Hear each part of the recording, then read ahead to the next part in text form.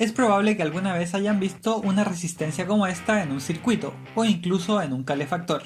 Pero, ¿cómo funciona una resistencia internamente? Primero debemos aclarar el concepto de electricidad y para ello vamos a usar este trozo de cable.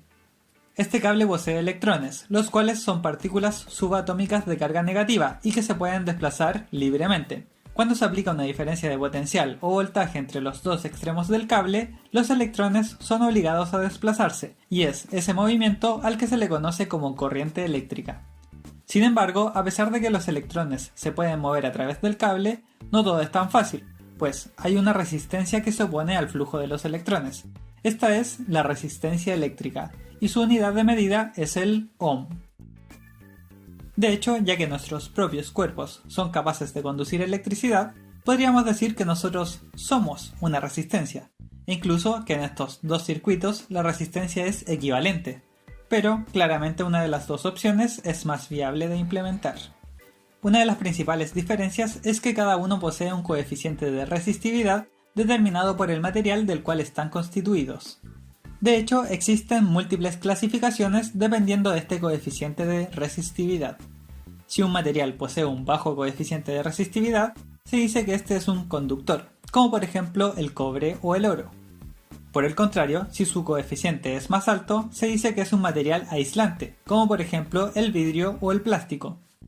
Pero también hay materiales con valores intermedios, y a estos se les conoce como semiconductores, los cuales en algunos casos varían su conductividad dependiendo de otros factores externos, como lo vimos en el video anterior sobre los diodos.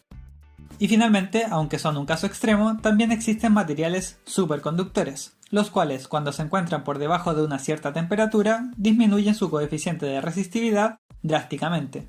Ahora sabemos a grandes rasgos la forma en que afecta el coeficiente de resistividad al comportamiento del material. Y si un día nos encontramos con dos cables de exactamente las mismas dimensiones, pero que están hechos de materiales distintos, como por ejemplo uno de cobre y otro de hierro, después de haber visto una tabla como esta, podríamos decir con toda seguridad que la resistencia del cable de hierro es mayor, pero no podríamos decir cuál es el valor de la resistencia de ninguno de los dos cables, pues solo esa información no es suficiente para saberlo.